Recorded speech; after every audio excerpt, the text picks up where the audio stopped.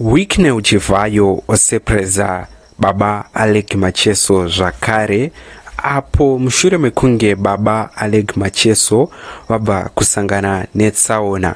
Kusangana kwatinoita pano pachannel yenyu Harare Networks patinobata nhau dzakasiyana siyana dzinenge dzichiitika tichiti yave nguva refu tisati tabatana tichiuya nenhau dzakasiyana siyana tichiti kana pane vanga vachangosvika pano paHarare Networks ndiwo mukana wekubaya kabatani kakanzi subscribe nekulike nekushare mavideo edu kuitira kuti patinouya pese zvinotipa manyungunyuku ekuti tigorambe tichikupai nhau dzinenge dzichiitika. Zuva ranhasi takabata chiitiko chava Wicknel Chivhayo avazivisa zuva remusi weSaturday apo vachizivisa kuti Baba Aleck Macheso vakabva kusangana netsaona vachidhiraivha motokari yavo yerudzi rweToyota Fortune inova iri motokari yavakatenga nemari yavo, asi vanga vakamopiwa motokari yerudzi rweBenz navaWicknel Chivhayo. Asi vaWicknel Chivhayo vouya vachisurprise Baba Aleck Macheso apo pavabuditsa zvakare kuti ndikuapa mhando yemotokari imwe, sezvo panga pamotauriko mashoko achiziviswa kunzi vaWicknel Chivhayo motokari yavakapa Baba Aleck Macheso yasangana netsaona, asi Wicknel Chivhayo oti ndikuapa motokari kuReplacer yavo yakasangana netsaona pamwe chete nemari pamusoro yekuti vaende kunorapwa kuchipatara. Zvaita kuti veruzhinjiwo vataure vachiti ko uyo akaita tsaona ane motokari yekombi iyo yakadhumana neyaBaba Aleck Macheso muchange muchivaita sei? So mashoko anyorwa navaWicknel Chivhayo vatsivisa ivo vachiti vapupuri last Sunday I landed with a shock after I received a very distressing news that our Sungura legend and our very own musician genius Aleck Baba Sharo Macheso has been involved in an accident. Akarwadziwa even more when rumors spread that the vehicle involved was the Benz GAL, which I had graciously gifted him last year.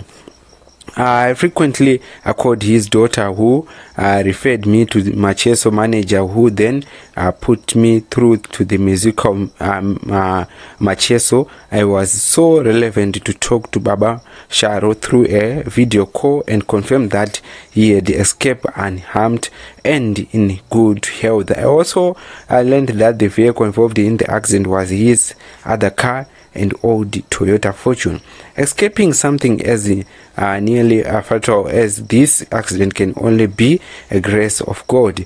We celebrate the divine protection of our own legend, and your loss is our loss. Naizvozvo ndinoti kuna Baba Sharo isu tinopupura kunamata kwaMwari anodzosera zvinobiwa nemuvengi. Tinoda kunyadzisa muvengi apa weekend kudai mhanyai musi weMonday munoona madzibaba achipanga paEnterprise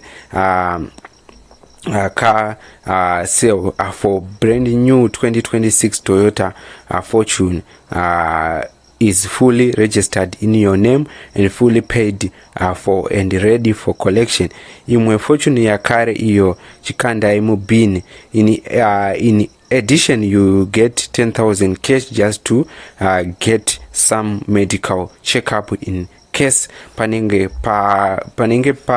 panga rwadzewo mangwana. Ndo mashoko ava Wicknel Chivhayo akati also bring your manager whom I spoke to pa video call. I can't remember his name, but he will also get a Toyota Aqua in 2000 for being there for you at such critical time. Ndo mashoko ava Wicknel Chivhayo. So topa mfananidzo wemotokari yacho inova iri mfananidzo yatakuisira pascreen apo achiti iyo ndo iri kuenda kunopiwa Baba Aleck Macheso. Zvaita kuti veruzhinji vataurawo pamusoro paWicknel Chivhayo vachiti kupa kunenge kudada, vamwewo vachitaurawo zvakasiyana siyana pamusoro pechiitiko ichi. So ndizvo zviri kuitika, ndo manews dzatauya tikabata pano chikuzivisai pamusoro peExtra. Mberi kwazvo band vaAleck Macheso vapiwa zvakare imwe motikari mushure makunge madhezi apfuura vasangana netsaona. Ndidzo news dzatinadzo pano pachannel yenyu yeHarare Networks.